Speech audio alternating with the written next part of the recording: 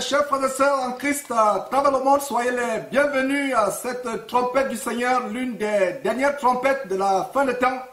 Parmi tant d'autres à travers le monde, nous sommes dans la joie en ce grand jour du samedi de l'an de grâce 2015, plus précisément le 12 décembre, pour continuer cette grande aventure, mes frères et sœurs, que nous avons commencé dans ce livre, l'épître de Paul aux Philippiens. Donc, soyez les bienvenus à ce grand banquet pour cette parole de Dieu qui est une lampe à nos pieds, qui est de la nourriture pour nos âmes. Cette parole que le Seigneur nous a donnée, cette parole que notre Seigneur Jésus-Christ représente, selon qu'il a dit dans Apocalypse chapitre 19, verset 13, que Jésus-Christ est la parole de Dieu, la parole de Dieu. Donc c'est une joie de poursuivre, mes frères. Nous nous excusons pour cette 31 minutes de retard. Il était question, comme d'habitude, toujours au four et moulin pour ranger tous les détails, toutes les connexions, toutes les installations, tous les montages, afin de garantir un bon suivi, une bonne écoute de cette émission. Donc nous allons commencer sans plus tarder par un mot de prière, et je n'aurai de cesse de rappeler à nos frères et sœurs sur la base de 1 Corinthiens chapitre 11 pour les sœurs. S'il vous plaît, voilez-vous la tête, parce qu'une femme qui prie la tête non voilée fait une chose, déshonore Dieu, insulte Dieu, parce que c'est la volonté de Dieu sur la base de ce chapitre 11 de la première épître aux Corinthiens, que la femme se voile la tête quand elle prie, ou quand elle prophétise, ou quand elle partage la parole de Dieu. Parce qu'il peut vous arriver, pendant que la parole de Dieu est enseignée, de rendre grâce à Dieu dans votre cœur pour cette parole que vous entendez, ce qui est une prière. Pour mes frères, je vous rappellerai aussi, si vous avez un képi, une casquette, une chéchia, peu importe ce que vous avez sur votre tête, c'est une abomination, c'est un péché pour un homme de prier la tête couverte. Ce serait déshonorer Dieu et notre Seigneur et Sauveur Christ Jésus. Donc, on va commencer très rapidement à remettre cette émission et ce grand banquet aujourd'hui. Nous allons le remettre à Dieu au nom de notre Seigneur et Sauveur Christ Jésus. Donc, prosternons-nous devant le Seigneur et levons ce mot de prière. Éternel Dieu, nous te rendons grâce, nous te remercions pour ce grand jour. Merci pour la paix dans nos cœurs. Merci pour l'assurance.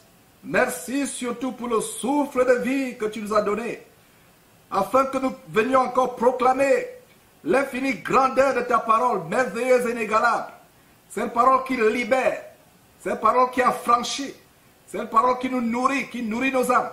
Cette parole qui nous donne d'être prêts pour le retour glorieux, majestueux de notre infiniment, superbement grand Seigneur et Sauveur Christ Jésus.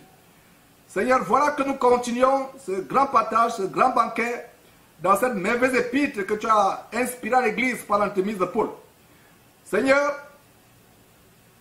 j'ouvre ma bouche et tu la remplis. Tu n'as de bouche que nos bouches.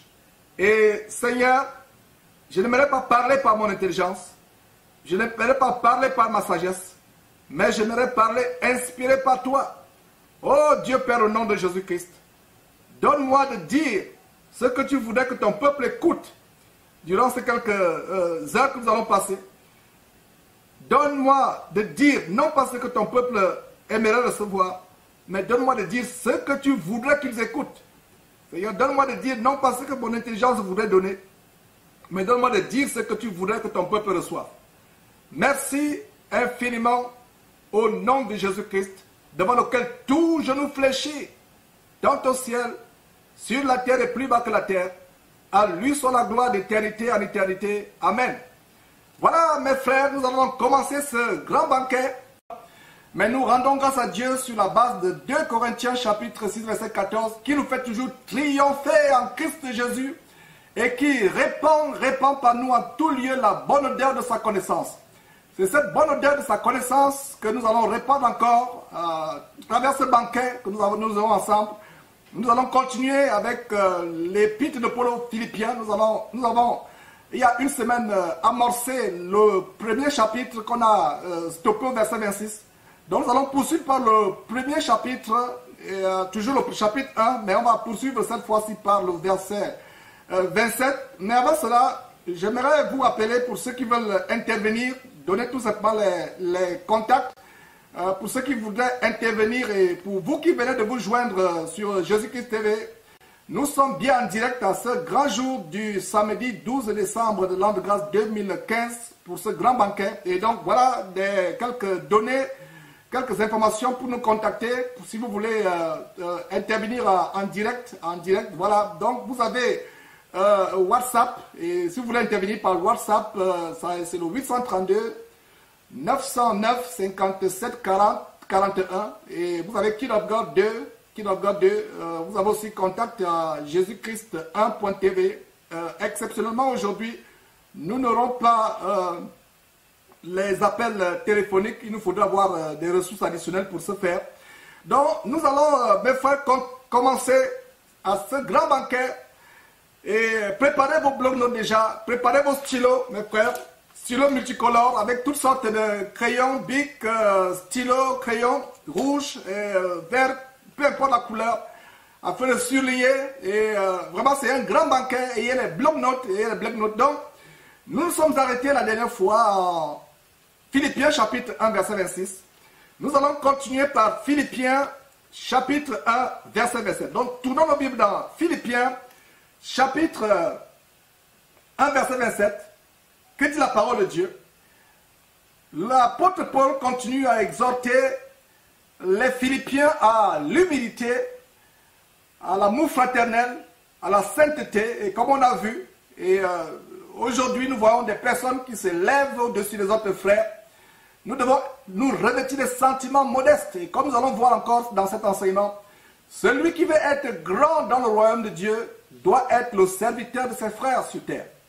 Et nous avons dans ce verset 27 par lequel nous commençons cette émission d'aujourd'hui. Donc, Philippiens chapitre 1, verset 27, nous lisons ceci. Seulement, conduisez-vous d'une manière digne de l'évangile de Christ, afin que soit que je vienne vous voir, soit que je reste absent, j'entends de dire que vous demeurez ferme dans un même esprit, combattant d'une même âme pour la foi de l'évangile. Combattant d'une même âme pour la foi de l'évangile. Mes frères et sœurs, c'est la volonté de Dieu que nous conduisions. Relisons le verset 27. Il y a tellement des enseignements dans ce verset 27 que nous allons partager déjà. Et donc, conduisez-vous d'une manière digne de l'évangile de Christ. Une fois que nous sommes à Christ, le Seigneur attend de nous revêtir des sentiments qui étaient en Jésus-Christ, d'avoir le comportement que Jésus-Christ avait, d'être digne du Seigneur Jésus-Christ. Et n'oubliez pas que nous sommes appelés chrétiens parce que nous sommes à l'image de Christ. Nous sommes des petits Christ. Chaque chrétien, comme je l'ai toujours dit, et je ne me lasserai point de vous le redire, chaque chrétien représente Jésus-Christ absent physiquement sur terre. Je reprends, chaque chrétien doit représenter le Seigneur Jésus-Christ absent physiquement sur terre. Cela suppose quoi? Nous devons parler comme Jésus-Christ. Nous devons marcher comme il a marché, réagir comme il aurait réagi quand il était sur terre, agir comme il aurait agi comme il était sur terre, parler comme il aurait parlé, nous comporter comme il se serait comporté quand il était sur terre, avoir des pensées qu'il aurait eues quand il était sur terre. Il n'avait pas de pensées remplies par les choses du monde. Il n'avait pas les pensées pour ça donner aux choses du monde. Mais il avait des pensées axées sur la parole de Dieu, axées sur faire la volonté de Dieu, mes frères. Donc, Jésus-Christ TV, vous connaîtrez la vérité et la vérité vous affranchira. Donc mes frères, nous étions en train de développer comment arriver au standard que nous sommes de véritables imitateurs de Jésus-Christ. Parce que ce verset, le verset 27 de Philippiens chapitre 1 dit seulement « Conduisez-vous d'une manière digne de l'évangile de Christ ». Nous devons être dignes. Beaucoup de personnes, soi-disant chrétiennes, se comportent en étant indignes de l'évangile. Rien ne sert de recevoir l'évangile de Jésus-Christ. Rien ne sert de venir tous les jours sur Jésus-Christ TV ou de lire votre Bible si vous ne vous comportez pas, si vous ne marchez pas de manière digne de l'évangile. Afin que soit que je vienne vous voir, soit que je reste absent, j'entends de dire de vous que vous demeurez ferme dans un même esprit, combattant d'une même âme pour la foi de l'évangile. Il y a un combat. Et je vais revenir sur le mot combat dans quelques instants. Le mot combat. Et en préparant cette émission, le Saint-Esprit m'a amené à réaliser comment La marche en Christ est une marche de combat.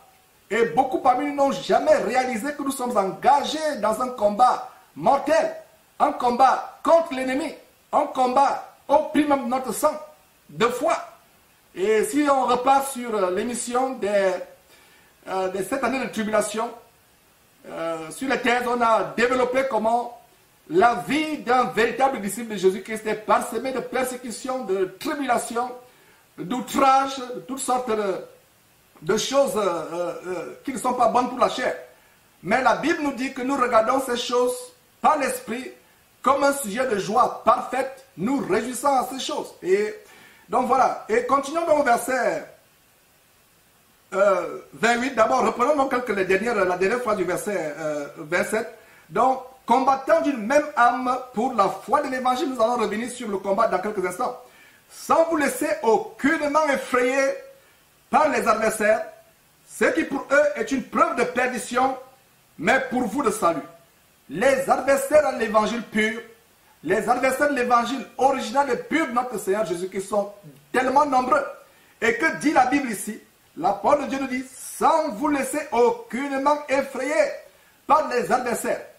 Que les adversaires de l'évangile se lèvent à gauche, qui se lèvent à droite, vous êtes fermes, vous êtes inébranlables.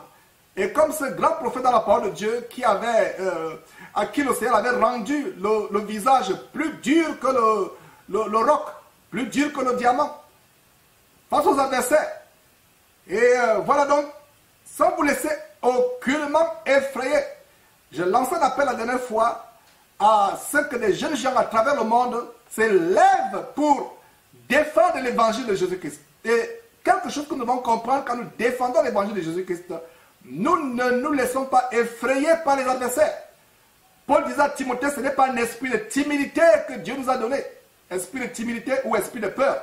D'ailleurs, il y a une émission, entre parenthèses, qui a été publiée sur notre site www.jesuschrist1.tv, la délivrance des démons de peur. La peur a servi. Et le Seigneur dit, sans vous laisser aucunement effrayer. Effrayer vient de frayeur. Et dans frayeur, nous avons peur. Rien, absolument rien ne doit nous effrayer quand nous sommes engagés dans le combat de la défense et de la confirmation de l'évangile. Parce que Dieu a dit, s'il est pour nous, qui sera contre nous? Nous devons avoir l'assurance, la même assurance que l'apôtre Paul avait. Si vous le lisez dans Romains chapitre 37, plutôt Romains chapitre 8, il n'y a pas de Romains chapitre 37, excusez-moi le lapsus, Romains chapitre 8, verset 37, qui dit, j'ai l'assurance que ni la mort, ni la vie, ni les choses présentes, ni les choses à venir, ni les tribulations, ni les puissances, ni les dominations, ni aucune puissance ne pourra nous séparer de l'amour de Dieu manifesté en Christ Jésus.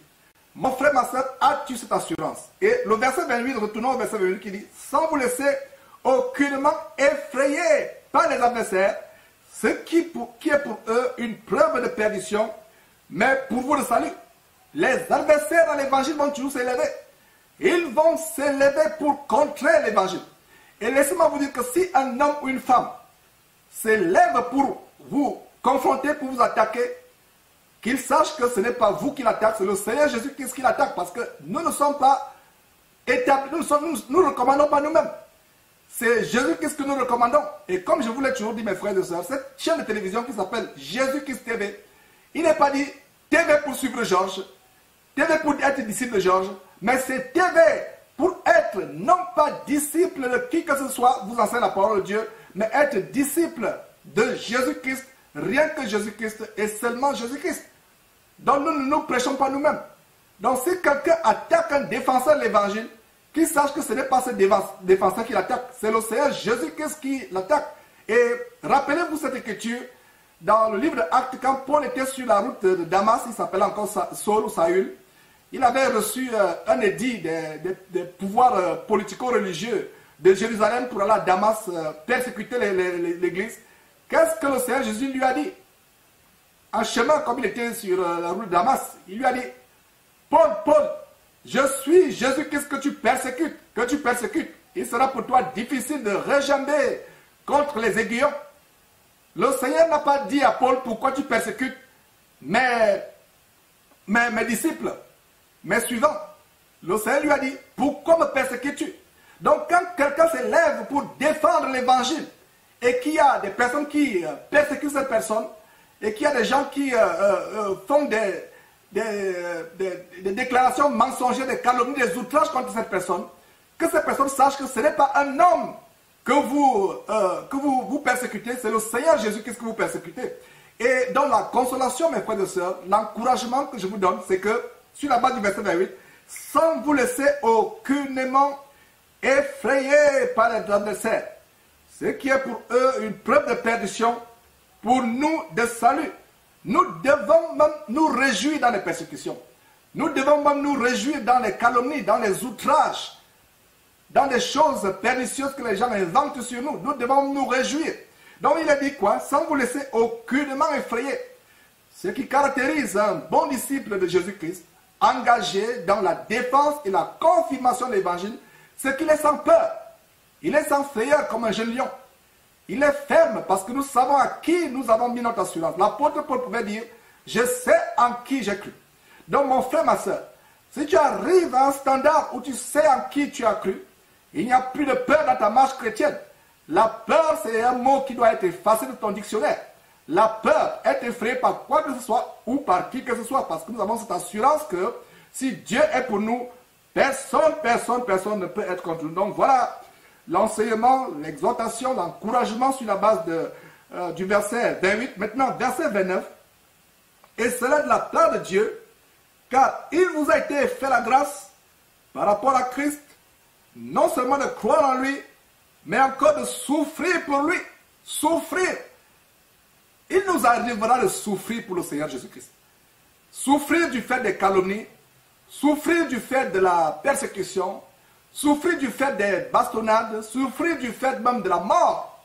Vous endurez la mort comme Jean-Baptiste a enduré la mort, tué par l'épée d'Hérode, parce qu'il lui reprochait une relation adultère. Il dénonçait le fait que Hérode était dans une relation adultère avec Hérodias, parce qu'il n'était pas bon pour Hérode de prendre la femme de son frère, la femme Hérodias. Et cette femme, à l'instigation de cette femme, Jean-Baptiste a eu la tête tranchée. On a eu d'autres serviteurs du Seigneur, de l'Éternel Dieu, qui ont été persécutés. On a Étienne qui a été lapidé.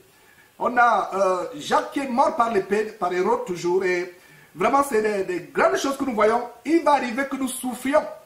Et tout serviteur du Seigneur Jésus-Christ, tout disciple doit être préparé à souffrir pour lui. Le Seigneur dit dans Matthieu chapitre 5, heureux quand on vous persécutera à cause de mon nom. Heureux serez-vous, il n'est pas dit malheureux, mes frères et sœurs, il a dit heureux quand on vous injuriera, quand on vous insultera, quand on vous persécutera, quand on dira toutes sortes de mal pour vous, quand on vous jettera en prison, quand on vous mettra pour ma mort. La Bible dit malgré cette tribulation, nous devons être heureux, nous devons les regarder comme un sujet de joie complète, comme un sujet de joie parfaite. Donc il a dit quoi? Verset 29.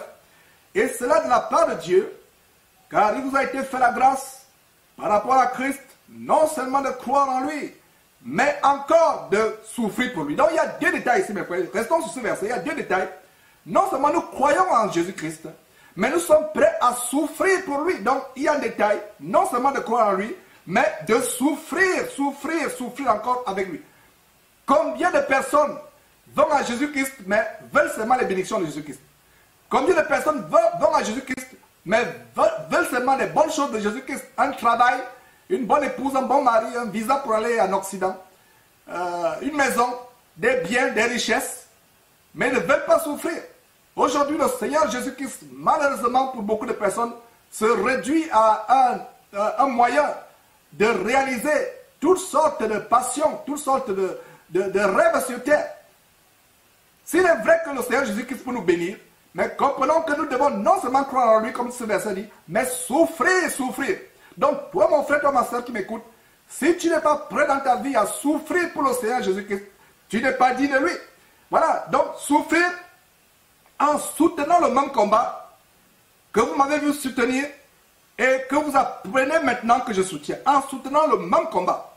Et plus haut, on a vu au verset 27, toujours l'apôtre Paul dit combattant, vous voyez, en l'espace de combien de versets? Verset 27, verset 28, verset 23, en l'espace 4 versets, le mot combattant, ou le mot combattre, ou les dérivés du verbe combattre, arrivent 2 fois.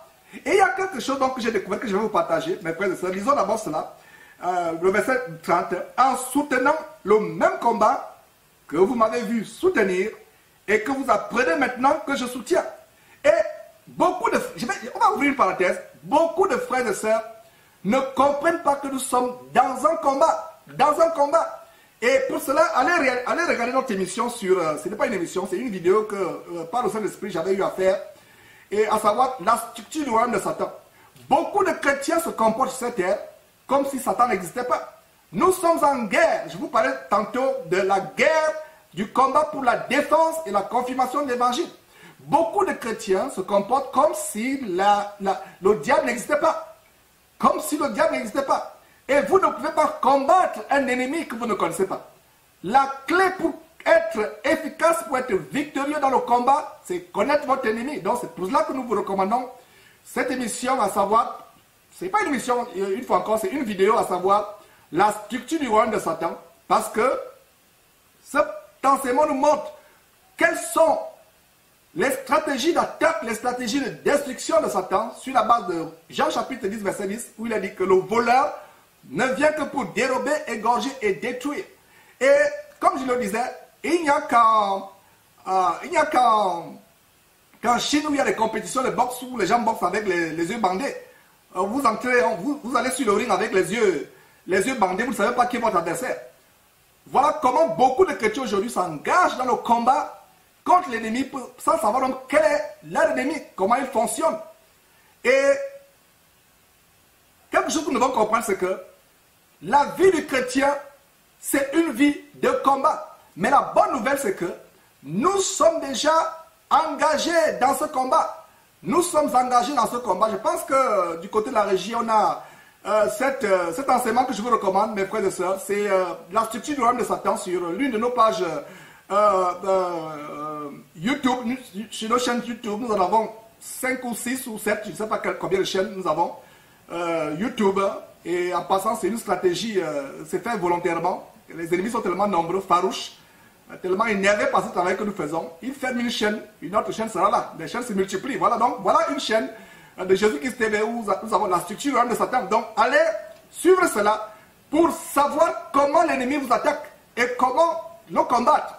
Et comme nous allons voir par la suite, notre vie est une vie de combat. Nous sommes engagés dans un combat contre l'ennemi. Le combat, l'ennemi ne voudrait pas que cet évangile soit répandu. L'ennemi, le diable, le dragon, c'est pas ancien, le tentateur, celui qui a la puissance de l'air, tous les noms que la Bible lui donne, il ne voudrait pas qu'une seule âme aille au ciel. Il voudrait que tous les hommes aillent en enfer. Et en parlant d'enfer, il semble qu'il y a une vidéo qui circule sur YouTube selon laquelle Georges ne croit pas en enfer. Et voilà les exemples de calomnie, mes frères et sœurs, que dont je vous mets en garde. Des personnes racontent des choses pas possibles. Ils vous attribuent des choses que vous n'avez pas dites. Voilà. Un chrétien qui ne croit pas à l'enfer, c'est tout simplement qu'il n'est pas chrétien, parce que nous savons que l'enfer est un lieu terrible. L'enfer, c'est un lieu de châtiment. C'est un lieu de châtiment pour les ennemis de la parole de Dieu. Et donc, l'enfer n'a pas été prévu par Dieu pour vous et moi. L'enfer, au départ, a été prévu pour Satan, pour les anges déchus qui sont rebellés dans cette mutinerie céleste contre notre Père éternel. L'enfer a été fait pour ces gens-là, Satan et pardon, ces entités-là, permettez-moi l'expression. Donc, pour ces entités, les anges déchus et pour tous les démons. L'enfer n'a pas été fait pour l'homme. C'est la volonté de Dieu, comme Paul écrivait à Timothée, disant, c'est la volonté de Dieu, cela est bon et agréable devant Dieu notre Sauveur, qui veut que tous les hommes soient sauvés et parviennent à la connaissance de la vérité. Ce n'est pas la volonté de Dieu qu'une seule âme aille en enfer. L'enfer ne rigole pas. L'enfer, c'est un lieu terrible. Donc, ces personnes qui ont raconté que je ne crois pas à l'enfer, que j'enseigne des choses pernicieuses, que je ne crois pas à l'enfer, j'aimerais qu'ils écoutent ce que je suis en train de dire là. L'enfer, c'est un endroit terrible. C'est un endroit, il n'y a pas, prenez toutes les guerres du monde, la première guerre mondiale, la deuxième guerre mondiale, toutes les guerres de l'Antiquité, prenez toutes les maladies, prenez toutes les bombes sophistiquées, prenez tous les maux du monde, mettez-les dans le corps ou dans la vie d'une personne, comparé à l'enfer, tout cela sera comme le paradis. L'enfer est terrible. Il n'y a pas de mots pour décrire l'enfer. C'est un lieu terrible, un lieu terrifiant. C'est pour ça que notre message, c'est un message de sanctification sans laquelle personne ne verra le Seigneur. Nous devons travailler comme Philippiens, cette épître va nous montrer par la suite, plaise à Dieu, aujourd'hui. Nous devons travailler chaque jour à notre salut avec crainte et tremblement pour éviter cet endroit. Cet endroit n'est pas pour nous. Cet endroit est pour le diable. Cet endroit est un endroit terrifiant où le feu ne s'éteint point et où le ver ne meurt point. Et les graissements s'élèveront au siècle des siècles de manière éternelle. Un condamné à mort, mes frères et sœurs, même s'il est condamné à mort, c'est qu'un jour, son exécution sera une libération pour lui. Mais en enfer, c'est la souffrance éternelle. Vous êtes conscient que cette souffrance ne se finira jamais. Des siècles, des millénaires, il n'y aura pas de fin. Mes frères, c'est pour ça que nous vous avertissons aujourd'hui. Nous vous avertissons. Détournez-vous de vos voies d'égarement. Détournez-vous de l'amour du monde. Retournez au Seigneur Jésus-Christ. Retournez véritablement. Repentez-vous de vos mauvaises voies. Repentez-vous de vos péchés. Parce que l'enfer ne rigole pas. L'enfer ne rigole pas. Et donc, nous sommes dans un combat. C'est une parenthèse que je referme aussitôt. Ce combat, c'est un combat contre nos âmes. L'ennemi. Nous avons vu comment Paul, écrivant à Timothée, dit que cela est bon et agréable devant Dieu notre Seigneur, qui veut que tous les hommes soient sauvés et parviennent à la connaissance de la vérité. À l'opposé, notre ennemi voudrait que toute l'humanité aille en enfer avec lui. Et nous sommes dans un combat. C'est un combat farouche. Donc, comme mon frère, comme ma soeur, il faut savoir que nous sommes engagés dans un combat. Et en préparant cette émission, comme je vous ai dit, j'ai réalisé à quel point les combats pour l'évangile, pour la défense de l'évangile, font partie de la vie du chrétien. Il y a une liste que nous avons prévue, il y a une liste, voilà, donc les combats pour... j'attends que la liste soit positionnée, voilà, donc, voilà, je pense que vous avez, voilà, donc les combats sont inévitables pour les défenseurs de l'évangile de Jésus-Christ. Donc, combattre, et nous avons le mot combattre apparaît 26 fois, que ce soit le mot combattre ou les dérivés de combattre, et un autre synonyme de mot combattre, c'est lutter. Donc, nous allons ouvrir une parenthèse par cette liste pour vous montrer que les combats sont inévitables pour les disciples de Jésus-Christ. Et encore plus, inévitables pour les défenseurs de l'évangile. Et regardez comment l'apôtre Paul, dans les évangiles, parle de combattre ou des mots dérivés de combattre 26 fois et de lutte 25 fois. Donc, au pas de course, lisons rapidement cela, mes frères. C'est une parenthèse pour vous montrer à quel point, parce que ce qui nous a mené à examiner cela, c'est Philippiens chapitre 1 qui dit « Soutenons le même combat que vous m'avez vu soutenir et que vous apprenez maintenant que soutien. » Donc, Paul, écrivant aux Romains chapitre 7, verset 23, dit « Mais je vois dans mes membres une autre loi qui lutte contre la loi de mon entendement et qui me rend captif de la loi du péché qui est dans mes membres. » Voilà la lutte. Et cette lutte est causée par quoi? Par le péché. Et comme nous allons voir par la suite dans Éphésiens chapitre 6, ce n'est pas une lutte contre la chair et le sang. C'est comme camp militaire de combat spirituel en Côte d'Ivoire. Et en passant, nous avons deux merveilleux frères de la Côte d'Ivoire au studio qui ont rejoint l'équipe de Jésus-Christ TV. Et c'est une annonce, voilà, pour nos frères ivoiriens. Et nous sommes dans la joie. Et j'avais toujours le cœur, je vous ai toujours dit, mes frères et sœurs, que j'aime la Côte d'Ivoire. Et le Seigneur connaît mon cœur pour la Côte d'Ivoire. Donc le Seigneur a envoyé un merveilleux couple. Je vais taire leur nom pour le moment. Je pense qu'ils m'en voudraient s'ils donnent leur nom. Donc, monsieur, madame, ils nous ont rejoints ici à Houston. Ils ont décidé vraiment de nous rejoindre, de mettre la main à ce travail que nous faisons. Donc, ils sont actuellement au studio depuis la Côte d'Ivoire. Donc, c'était une consolation. Le Seigneur a dit, Georges, je sais, tu veux tellement aller à la Côte d'Ivoire, mais que ma volonté se fasse et attends mon temps. Mais en attendant, je t'envoie donc ces merveilleux frères depuis la Côte d'Ivoire. Donc, il y avait ce camp de concentration, de combat spirituel en Côte d'Ivoire, où les gens combattent contre les esprits impurs, mais les faux pasteurs leur disent d'amener les cailloux, des pierres. Ils combattent et ils font vraiment du karaté. C'est un combat militaire. Voilà, ils percutent. Ils disent aussi ils percutent. Voilà, tranchant. Ils donnent aussi le tranchant.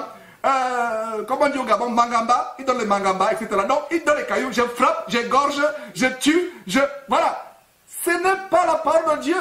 La parole de Dieu dit que nous n'avons pas à lutter contre la chair et le sang. Éphésiens chapitre 6. C'est les entités sataniques. Et nous allons voir comment nous luttons. L'arme fatale contre les démons, c'est le nom de Jésus-Christ prononcé avec autorité, avec puissance. Hein? Aujourd'hui, on ne vous montrera presque pas de vidéos. Peut-être une, pas plus. Mais voilà, parce qu'aujourd'hui, c'est la parole. La parole est rien que la parole. Parce qu'il y a des gens qui viennent sur Jésus-Christ pour ricaner, pour se taire de rire, pour regarder les vidéos. Non. C'est la parole. Parce que si tout le monde allait à la parole de Dieu, à la Bible, nous n'aurions même pas montré ces choses.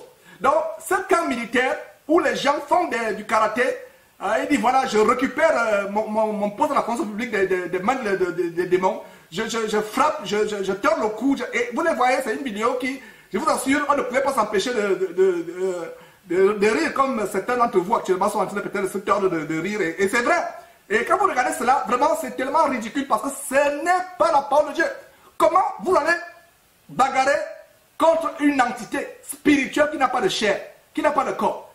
La clé pour détruire les ennemis, ces entités spirituelles, les démons, Satan et les gens déchus, c'est le nom de Jésus-Christ. Parce que la Bible dit, devant Jésus-Christ, tout genou fléchit, tant au ciel, sur la terre et plus bas que la terre. Et au nom de Jésus, tout genou fléchit, peu importe le nom. Jésus-Christ est assis au-dessus de tout nom. Que ce nom soit célibat, que ce nom soit stérilité, que ce nom soit chômage, que ce nom soit sorcellerie, que ce nom soit sida, cancer. Le nom de Jésus-Christ est au-dessus de tout nom. Quelqu'un peut dire amen. Voilà, nous sommes dans la joie quand nous écoutons la parole de Dieu qui donne la confiance, l'assurance que le nom de Jésus délivre. Et comme j'ai publié une vidéo il y a quelques jours, à savoir que votre pasteur ou votre apôtre n'est pas plus puissant que vous. Il pourra vous épater, vous mystifier lors de ces nuits de réveil. Mais sachez que vous avez la même puissance. Il n'a pas une grâce ou une puissance plus excellente que vous. Parce que le Seigneur Jésus-Christ a dit dans Marc chapitre 16, versets 16 à 17, voici les miracles qui accompagneront ceux qui auront cru. Il n'est pas dit, voici les miracles qui accompagneront ton apôtre, ou ton cardinal, ou ton archibishop, ou ton quadribishop, ou peu importe les noms qu'il se donne, les noms de fanfaronnade, les noms vraiment de vantardise. Il a dit, les miracles qui accompagneront ceux qui auront cru au nom de Jésus-Christ, le nom de Jésus est puissant. Voilà donc le combat. Le combat n'est pas contre les, ce n'est pas un combat physique. Et il y a même des villages où, quand on a attrapé un sorcier, on prend les machets ou les gourdins. Non. La clé contre la sorcellerie, mon frère, ma soeur, si tu es ballotté par la sorcellerie, sache aujourd'hui une grande révélation. Le nom de Jésus fait peur aux sorciers. Le nom de Jésus fait peur aux démons. Mais quand tu le prononces avec autorité, avec assurance, et surtout, avec ceci. Avec ceci, parce que le Seigneur, la parole de Dieu dit, celui qui prononce le nom de Jésus-Christ, qu'il s'éloigne de l'iniquité. Tu ne peux pas invoquer le nom de Jésus-Christ, l'utiliser comme arme de combat spirituel, si tu vis dans l'adultère, la fraude, le mensonge, l'inceste, l'homosexualité, toutes sortes de péchés. Toutes sortes de péchés. La Bible dit que celui qui prononce le nom de Jésus-Christ s'éloigne de l'iniquité. Donc quand vous prononcez le nom puissant de Jésus-Christ pour faire trembler tout le royaume de l'ennemi, assurez-vous que vous êtes en communion avec Dieu. Assurez-vous, comme nous avons vu sur la base de Philippiens chapitre 1 verset 27, que vous marchiez d'une manière digne de l'évangile de Christ. C'est là où le nom de Jésus a une puissance. A une puissance. Il y a des gens qui disent, mais frère, j'ai fait tout ce que tu me dis, j'invoque le nom de Jésus-Christ, je l'utilise avec autorité.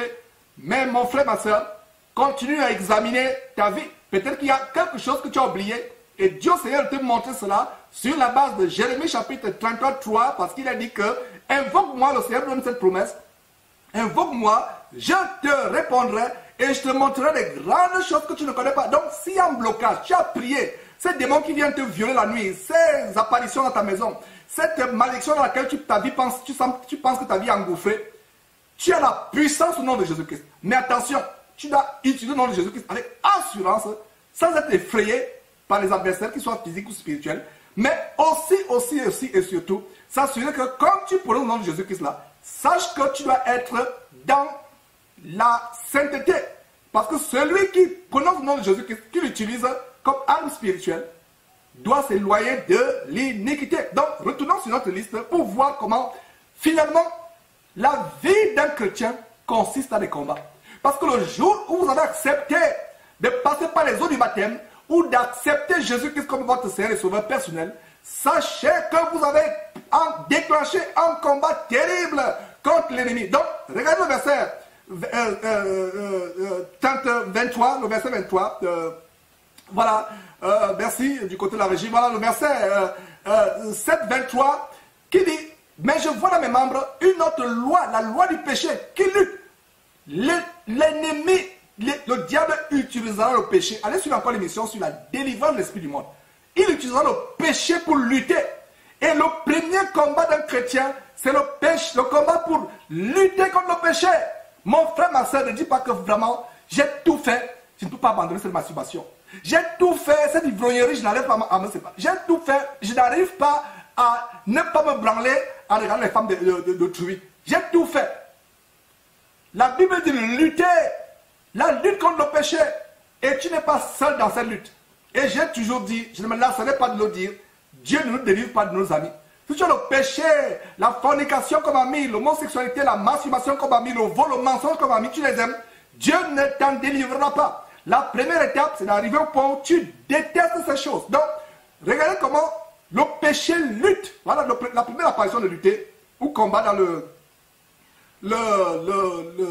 Nouveau Testament, les épîtres, les deux mots sont interchangeables. Donc, allons dans Romains chapitre 15, verset 30, au pas de course. Je vous exhorte, frères, par notre Seigneur Jésus-Christ et par l'amour de l'Esprit, à combattre avec moi, en adressant à Dieu des prières à ma faveur. Voilà comment le combat s'opère. Le combat s'opère avec des cailloux dans les camps de combat, les camps militaires de combat spirituel. Le combat s'opère en adressant des prières en faveur de la personne pour qui vous voulez prier. Et nous vous sommes tellement reconnaissants pour toutes ces prières que vous nous adressez. Que vous adressez à notre faveur, pardon, que vous adressez à Dieu à notre faveur. Peut-être que nous serions même plus en vie. Peut-être que cette télévision serait fermée depuis longtemps. Et nous savons comment les ennemis sont nombreux. Ils en veulent à ce canal où nous pouvons proclamer encore la parole pure et originale dans ce temps trouble de la fin des temps. Donc, l'apôtre Paul donne une grande révélation. Et notez, mes frères, notez cette révélation, c'est quoi? Je vous exhorte, frères, par notre Seigneur Jésus-Christ et par l'amour de l'Esprit, à combattre avec moi. À combattre avec Comment les Philippiens devaient-ils combattre avec l'apôtre Paul? La réponse est là, en adressant à Dieu des prières à ma faveur. Sachez que quand vous entrez dans votre chambre, vous adressez des prières au nom de Jésus-Christ, non seulement pour vous, mais en faveur des frères et sœurs. Sachez que vous vous engagez dans ce combat. Donc, ne me posez plus la question, mes frères, comment c'est être engagé dans ce combat? Voilà une première révélation. C'est en faisant quoi? En adressant à Dieu des prières en faveur des personnes pour qui vous voulez la grâce de Dieu, soit la délivrance, soit que Dieu leur ouvre les yeux pour les faire sortir des abominations telles que le catholicisme. Voilà. 2 Corinthiens chapitre 7, verset 5. Car depuis notre arrivée en Macédoine, notre chair n'eut aucun repos. Nous étions affligés de toute manière. Lutte au dehors, crainte au dedans. Ces gens qui vous prêchent que vous devez être comme des rois sur terre, ce n'est pas l'évangile de Jésus-Christ. Ces quelques versets que nous faisons circuler sur votre écran, notez-les, mes frères et sœurs. Ça vous montre que nous sommes engagés dans un combat, dans une lutte. Et puissiez-vous être fortifiés. Les gens qui écrivent, qui disent, mais Georges, vraiment, depuis que je suis devenu chrétien, les choses sont empirées. J'aurais même préféré ma vie avant d'être chrétien.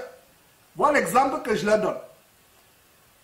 Dans un village, quand un fermier a un poulailler,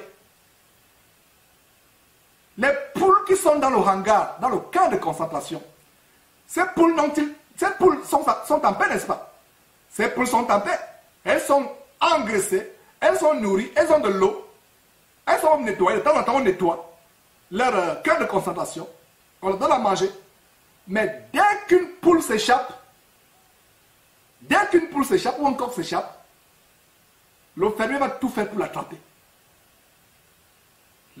Ce coq n'aura pas de paix jusqu'à ce qu'il soit attrapé. Et des fois, quand on l'attrape, c'est pour l'égorger. Le fermier va dire que non, ça c'est une poule, c'est un coq rebelle qui va peut-être entraîner les autres à sortir du camp de concentration. Pourquoi je prends cet exemple? Quand vous allez au camp de Satan, il sait que vous lui appartenez déjà. Il va vous donner tout ce que vous voulez. Il y a des gens qui disent que mes frères, quand je ne marchais pas en communion avec Dieu, j'avais toutes sortes de choses. Quand je priais seulement, j'avais l'exaucement. Pourtant, je vivais dans l'adultère. Pourtant, je ne me couvrais pas la tête en tant que femme quand je priais. Pourtant, je mentais. Pourtant, je faisais le faux. Pourtant, j'allais chez les marabouts. Mais je priais, j'avais tout. C'est un grand mensonge. Allez lire la tentation de notre Seigneur au désert, vous allez comprendre que Satan peut donner des choses. Il donne des choses. Il donne. Comme ce fermier qui engraisse ses coqs, ses poules pour l'abattoir plus tard. Vous avez une paix relative, un semblant de paix, quand vous allez les voies de Satan. Mais quand vous vous échappez, qu'est-ce que je vous ai dit tantôt, au début de cette émission? Qu'il voudrait que toute l'humanité entière se dirige en enfer. Alors, il va tout faire quand vous êtes sorti de son camp. Parce que si vous n'êtes pas en Christ Jésus, il n'y a que deux camps dans le monde. Il n'y a que deux camps. Le camp de Jésus et le camp de Satan. Peu importe que vous soyez musulman, bouddhiste, tout ça c'est les antichambres, c'est les chambres du château de Satan. Bouddhisme, animisme, islam, peu importe, franc-maçonnerie, occultisme, tout ça c'est les chambres de l'ennemi. Mais, en contrario, à l'opposé, à l'extrême opposé, nous avons le camp de Christ Jésus. Quand nous repentons de notre vie passée et nous allons à lui. Et quand quelqu'un est sorti du camp de Satan, des ténèbres pour aller à la lumière, l'ennemi ne le laissera pas tranquille. C'est pour cela que l'apôtre Paul pouvait dire à Timothée, ceux qui veulent vivre pieusement en Christ seront comment? Persécutés. Mais la bonne nouvelle, c'est que dans toutes ces persécutions, le Seigneur nous rendra toujours d'être vainqueurs, nous donnera toujours d'être vainqueurs. Donc, l'évangile de la vie chrétienne pépère, l'évangile de la vie chrétienne douillette, l'évangile de la vie chrétienne en rose, ce n'est pas l'évangile de notre Seigneur Jésus-Christ. Ça, c'est l'évangile peut-être de Charisma ou de ICC, de Castanou, et peu importe. Mais ce n'est pas l'évangile de notre Seigneur Jésus-Christ. Parce que ce verset nous dit quoi? 2 Corinthiens chapitre 5, verset, nous pouvons retourner sur notre... voilà. 2 Corinthiens chapitre 5, verset 5. Car depuis notre arrivée en Macédoine, l'apôtre Paul parle de lui et des autres frères. Notre chair n'eut aucun repos. Nous étions affligés de toute manière, luttes au dehors, craintes au dedans, lutte ou combat. 1 Corinthiens chapitre 9, verset 25. Tous ceux qui combattent s'imposent toutes sortes d'abstinence, toute espèce d'abstinence, et le font pour obtenir une couronne corruptible, mais faisons-le pour une couronne incorruptible. Donc nous continuons toujours à voir comment le combat c'était une constante, et ce sera toujours une constante dans la marche d'un chrétien. 1 Corinthiens chapitre 14, verset 8. Et si la trompette rend un son confus, qui se préparera au combat. Voilà notre détail. Donc 1 Corinthiens chapitre 15, verset 32. Si c'est dans les vues humaines que j'ai combattu contre les bêtes à Éphèse, quel avantage m'en revient-il si les morts ne ressuscitent pas? Mangeons et buvons, car demain nous mourrons. Donc en fait, à 1 Corinthiens chapitre 15, et on a abondamment expliqué ça dans la série sur les 7 thèses contre les doctrines de démons sur l'enlèvement. L'apôtre Paul ferme la bouche à ceux qui pensent que les morts ne vont pas ressusciter. Alors l'apôtre Paul dit, si c'est dans des vues humaines, l'apôtre Paul dit, si c'est dans les vues humaines que j'ai combattu contre les bêtes à Éphèse, quel détail nous avons ici? L'apôtre Paul a combattu contre les bêtes. Rappelez-vous à l'Antiquité, ces premiers chrétiens qu'on jetait, qui étaient l'objet de spectacle, livrés en spectacle. La Bible nous parle qu'ils étaient livrés en spectacle au monde. On les mettait dans les stades. On les jetait dans l'arène où il y avait des lions ou d'autres fauves. Et ils étaient dévorés. Et les personnes impies se délectaient, acclamaient, criaient poussaient des cris de joie. Et l'apôtre Paul est passé par là. Si vous ne savez pas que l'apôtre Paul a été jeté dans une arène pour lutter contre les bêtes, voilà la révélation. Voilà, j'ai combattu. Et qu'est-ce qu'il y a derrière? C'est Satan. Quelqu'un va me dire, mais genre, tu disais tout à l'heure que ce n'est pas contre la chair, le sang. Mais comment se fait-il que les bêtes vont le dévorer? Mais si les bêtes le dévorent, n'est-ce pas le sang coule? Il faut savoir ce qu'il y a derrière. Il faut savoir ce qu'il y a derrière. C'est l'ennemi, les démons, qui amènent des forces du mal qui amènent les gens à faire du mal aux élus de Dieu. Ouais. Quand l'ennemi envoie les gens peut-être pour vous assassiner, voilà ce qui se passe. Par exemple, le sang va couler, mais sachez que ce qui est derrière, c'est d'abord spirituel. Voilà. Donc nous avons une contribution d'un frère, voilà, serviteur de Jésus-Christ, Daniel, qui dit effectivement, si un chrétien n'a pas de persécution, il devait se poser des questions. Voilà, Somme 52, verset 2, tout le jour, mes adversaires me harcèlent. Oh, merveilleux verset, Daniel, du côté du Cameroun. Donc, tout le jour, mes adversaires me harcèlent. Ils sont nombreux. Ils me font la guerre comme des hauteurs. Ils me font la guerre comme quoi? Des hauteurs. Donc, tous ces ennemis, ces gens qui font des vidéos pour raconter des mensonges, regardez, ils sont hauteurs. Fiers d'eux, avec l'assurance. Ils ne sont pas humbles. Vanteurs, hauteurs. Voilà. Merci frère pour ce merveilleux passage. Donc, voilà. Il me harcèle. J'aimerais qu'on reprenne encore rapidement. Relisons, c'est vraiment un verset qui me bénit. Relisons ce verset. Donc voilà. Il a dit quoi? Somme 56, verset 2. Tout le jour, à longueur de journée, tout le jour, mes adversaires font quoi? Ils me caressent le dos. Ils me caressent le cou. Non. Ils me harcèlent. Ils sont comment? 1, 2, 3. Non. Ils sont nombreux. Ils me font la guerre contre les hauteurs. Mon frère, ma soeur. Restons un peu sur l'intervention de Daniel. Mon frère, ma soeur, si tu as une vie chrétienne pépère, tout baigne, tout roule, tu te réveilles, ça veut dire qu'il y a un problème. Est-ce que tu es vraiment chrétien? Il faut des attaques. C'est là où tu sens, parce qu'il y a des moments, il y a des moments dans ma vie, il y a comme des accalmies. Parce que même dans la guerre, il y a des accalmies. Quand il y a des accalmies, j'ai dit à mon épouse, mais il y a quelque chose de bizarre. Il y a quelque chose, parce que ça nous inquiète, ça ne va pas. Parce que nous sommes habitués au combat, nous sommes habitués à être persécutés, à être attaqués. Quand il y a ces accalmies, on a l'impression qu'il y a un complot très grave, c'est pour nous endormir. Et quand vous attaquez, vous êtes en éveil. Un chrétien, tout va bien, belle maison, belle bagnole, belle voiture, bon boulot, belle famille, il s'endort. Quand la petite persécution vient, regardez comme les armées, certaines armées de certains pays, je ne vais pas donner le nom des pays, vous voyez, les généraux sont tellement grassouillés dans mon poids, ils ont des gros ventres, quand une guerre arrive, allez voir les soldats de Poutine, comment ils font le karaté tous les jours, allez voir les soldats de celui qui est en Corée du Nord. Il y a des vidéos sur Facebook, là, on vous montre comment ils se forment. Mais allez voir les armées, par exemple, je ne sais pas quel pays africain, choisissez vous-même, où ils sont avec les gros ventres, ils sont grassouillés. La seule chose qui vous montre que c'est un militaire, c'est les galons qui sont aux épaules. Ils ne peuvent pas courir. Même quand ils défilent, les défilés, il y a... Non, mes frères, je fais rapidement la parenthèse. Donc, je vous assure, il faut être prêt. Soyez prêts pour le combat spirituel. Soyez prêts. Soyez prêts, combattez tous les jours. Et continuons donc, merci Daniel encore pour cette intervention. Ouais, nous rendons grâce à Dieu quand ces émissions sont participatives, collégiales, avec les contributions des uns et des autres. Donc on a vu comment l'apôtre Paul a combattu contre les bêtes. La vie d'un chrétien, c'est une vie de combat. 2 Corinthiens 10, 3. Si nous marchons dans la chair, nous ne combattons pas sur la chair. Le combat n'est pas contre la chair. Le combat, on va voir tout à l'heure dans Ephésiens, ce contre quoi le combat est. Donc voilà. 2 Corinthiens chapitre 10, verset 5. Voilà un autre grand verset. Car les armes avec lesquelles nous combattons,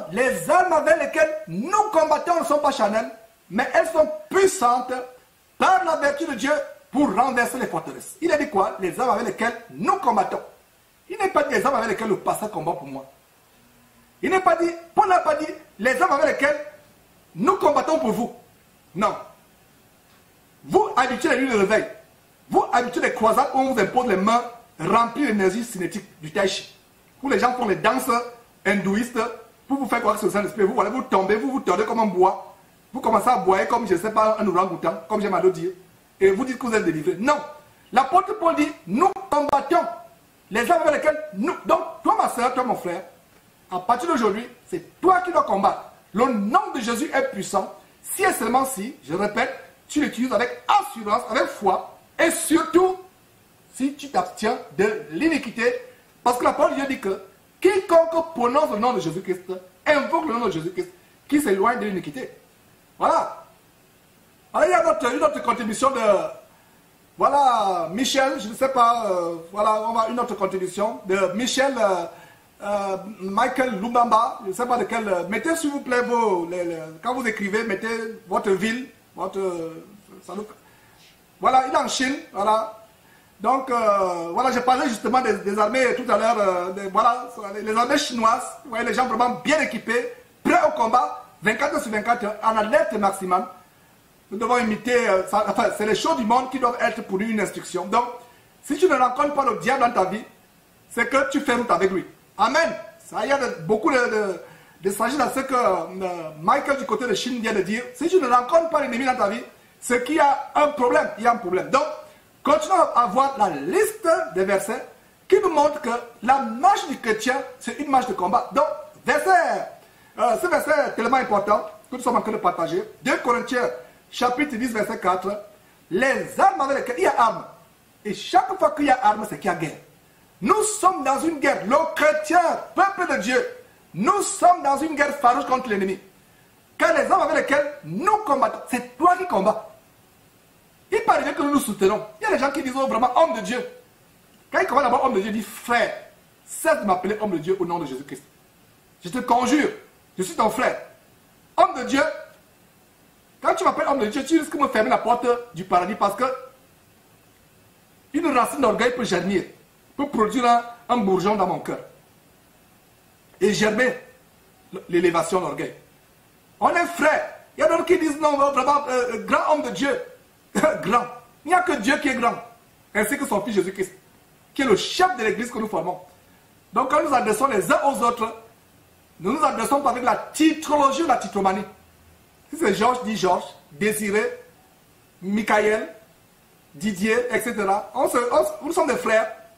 Donc ils disent vraiment, homme de Dieu, et je corrige souvent, s'il te plaît, nous sommes des frères, mais Georges, vraiment, prie pour moi. Je sais que si tu pries pour moi, quelque chose va se produire. Ah non! Ce n'est pas la foi que les choses se produisent. Ce n'est pas parce que Georges prie que quelque chose va se produire. Et quand tu le fais, c'est le maraboutage spirituel. C'est l'idolâtrie. C'est le shopping spirituel. Et beaucoup de personnes font cela, le shopping spirituel.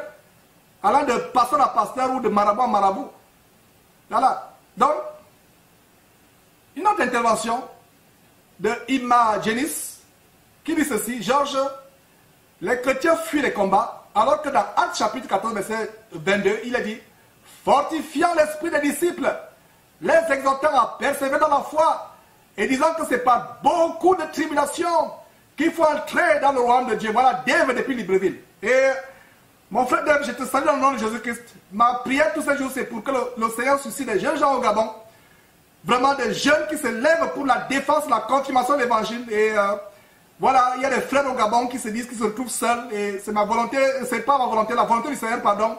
C'est plutôt ma prière pour ma volonté. Ma prière, que la volonté de Dieu, permettez-moi cette répétition, c'est ma prière que la volonté de Dieu pour nos frères, non seulement au Gabon, mais à travers le monde, ça se réalise, que les frères se rencontrent et que les frères soient ensemble. Et vraiment, je vous salue, peuple du Seigneur véritable au Gabon, au nom de Jésus-Christ et tous les frères à travers le monde. Donc, nous continuons avec cette liste, mes frères et sœurs.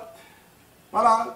Donc, les armes avec lesquelles nous combattons, c'est toi qui combats. Mon frère, sache que le combat dans lequel tu es engagé, tu es déjà victorieux. C'est un combat qui a été vaincu, qui a été gagné. L'ennemi a été vaincu. C'est un combat où tu es victorieux. Ton ennemi, le diable, a été vaincu. Dans ce combat, il y a 2000 ans où, ça commence par G, Golgotha. Par la mort du Seigneur Jésus-Christ, son sang qui a coulé pour nous, c'est par cette meurtrissure que nous sommes guéris. Son sang nous a purifiés. Et Ésaïe, en chapitre 53, des siècles avant, pouvait voir cela.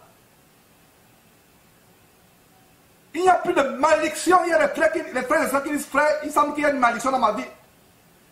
Alors que Galates chapitre 3, verset 13, notez ce verset, Galates chapitre 3, verset 13, dit que Christ est devenu malédiction pour nous.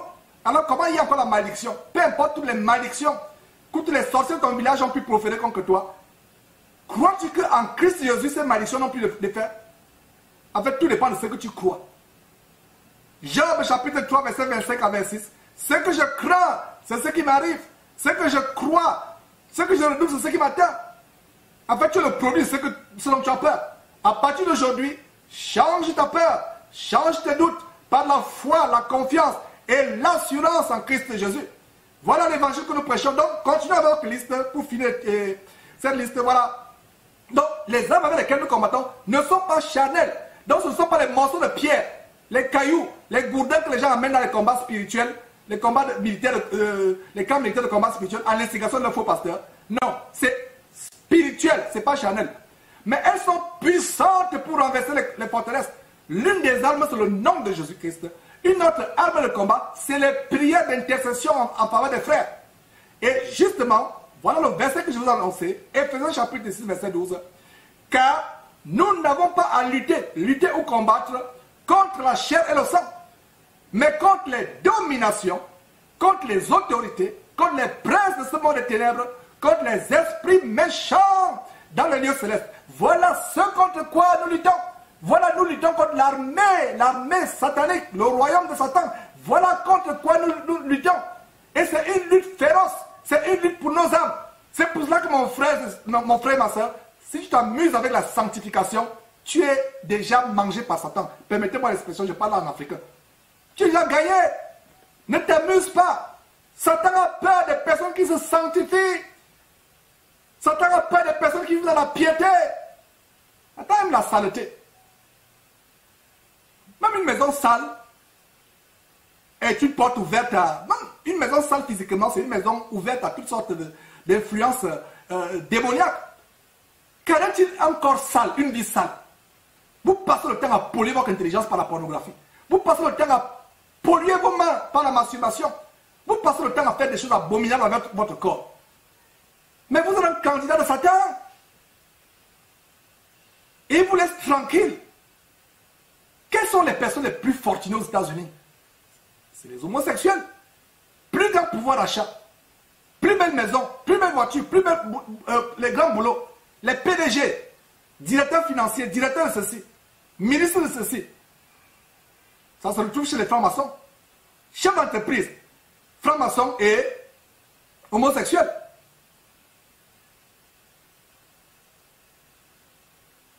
Que vaut-il une vie de prétendu bonheur pendant même 1000 ans? Vivez même 1000 ans sur terre. Mais si après ces 1000 ans, vous vous retrouvez en enfer, que vous aurez servi votre vie? Rien du tout. C'est pour ça que nous venons proclamer l'évangile qui libère, l'évangile qui apporte l'affranchissement, l'évangile pour nous préparer. Et nous sommes en train de voir que notre vie, c'est une vie de combat. Éphésiens chapitre 6, verset 12. Car nous n'avons pas à lutter contre la chair. Retournons sur ce passage. Nous n'avons pas à lutter contre la chair et le sang. Mais contre quoi? Les autorités, les dominations, contre les princes de ce monde des ténèbres, contre les esprits bons. C'est ça que vous lisez? Non, contre les esprits méchants dans le lieu céleste. Il ne vient que pour dérober, égorger et détruire. 3 choses. Jean chapitre 10, verset 10, première partie. Ou Jean chapitre 10, verset 10. Ah, le voleur ne vient que pour dérober, égorger et détruire. Mais à l'extrême opposé, Jésus-Christ est venu afin que tu aies la vie et que tu l'aies en abondance.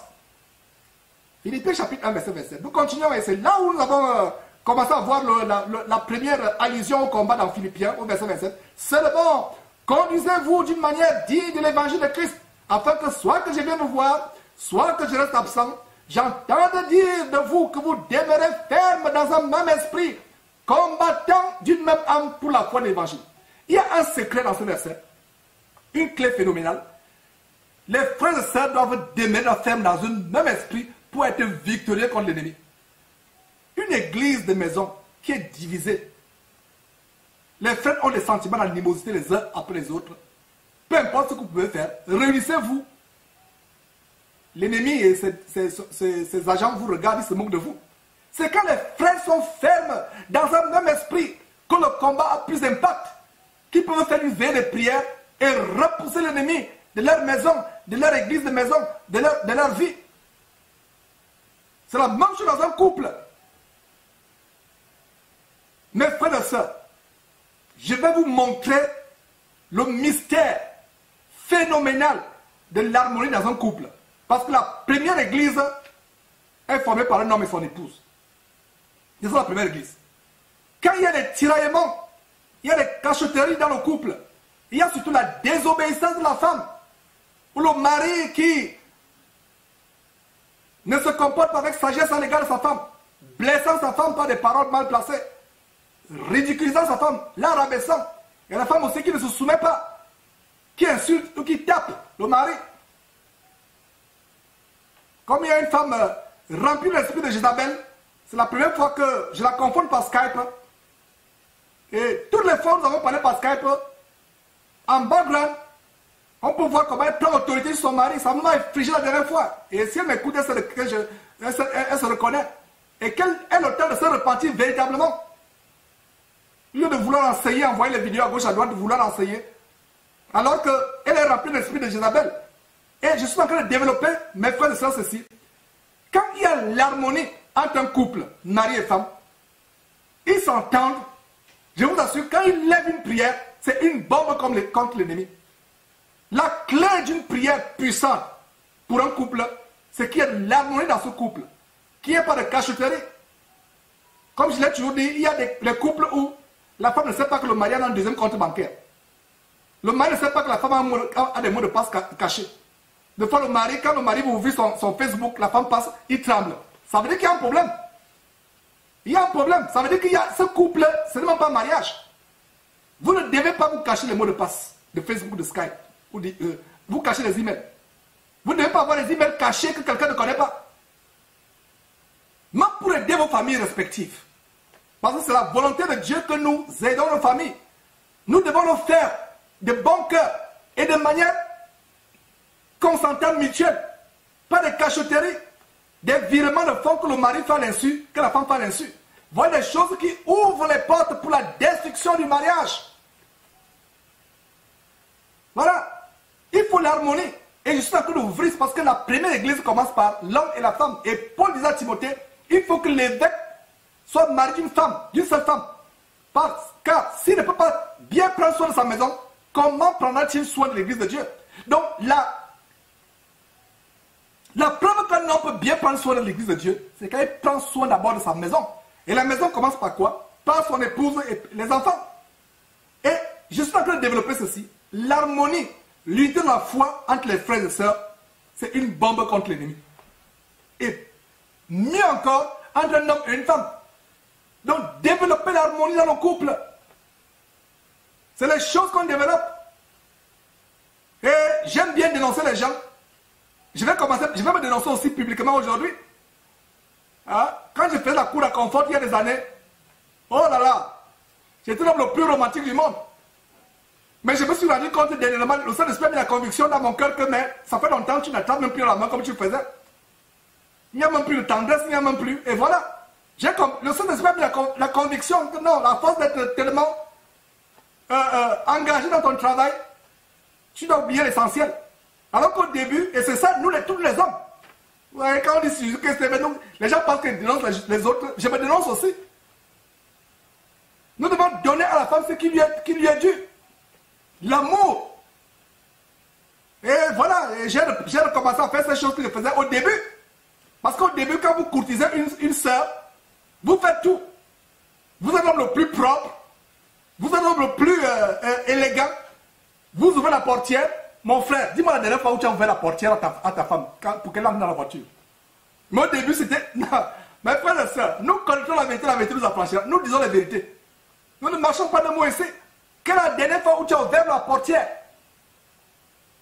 Il y a quelque chose que j'aimerais développer plus tard dans le couple. La Bible dit, mari ou femme réciproquement, donner à l'autre ce qui lui est dû. L'égoïsme dans le couple. Tu cherches seulement ton intérêt. J'utilise les mots codés. J'aimerais que vous me compreniez. Dès que tu as eu ce que tu as eu, c'est fini. Tu ne te soucies même pas si la femme a aussi eu ce qui lui est dû. Et c'est facile pour nous les hommes de prendre ce qui nous est dû. Mais il faut de l'art pour que la femme ait ce qui lui est dû. J'ai fait rapidement la parenthèse, je vous connais. Mais c'est une façon de vous dire, mes frères et sœurs, que dans le couple, nous devons arriver au point où nous vivons l'amour de Dieu. la parole de Dieu, et c'est la clé pour être victorieux contre l'ennemi. Vous voyez comment le Saint-Esprit nous amène à nous examiner. Et au début, c'est la gentillesse, c'est l'élégance, la courtoisie, tout simplement pour attirer la sœur, pour l'attirer. On pense qu'ils dénoncent trop les sœurs. Aujourd'hui, mes frères, je vous dénonce. Non, ça doit dire, la Bible dit quoi? Proverbe chapitre 5. Homme, que ta cour soit bénie. Fais de tes charmes la femme de ta jeunesse. Sois en tout temps enivré de ses charmes sans cesse et plus de ses amours. Même si tu observes que les bourrelets commencent à se développer, que le ventre plat, qu'elle avait quand tu l'as rencontré, ce ventre n'est plus plat à cause des grossesses, le ventre commence à tomber. Tu es dégoûté. Non, tu aimes jusqu'à la mort. On a le cas avec Abraham et Sarah.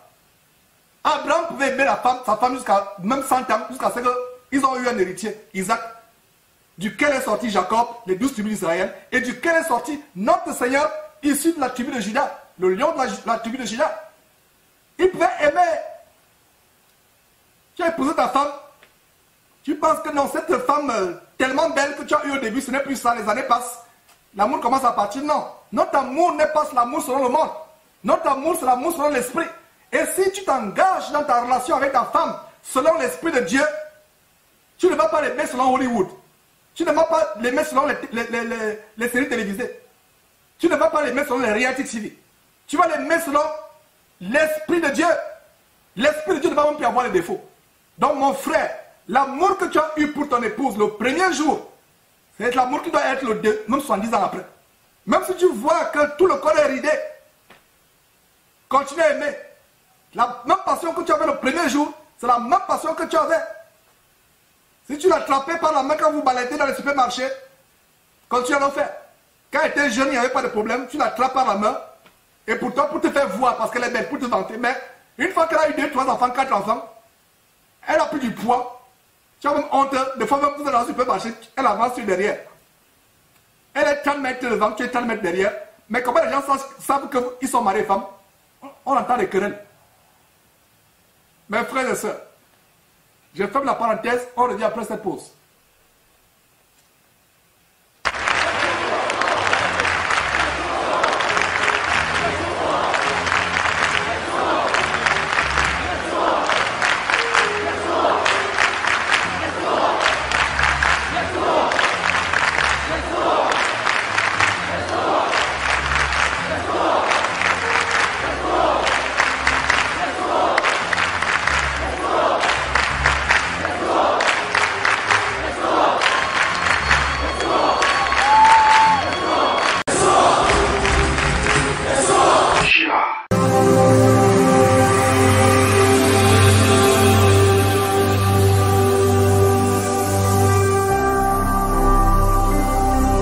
Jésus-Christ TV, vous connaîtrez la vérité et la vérité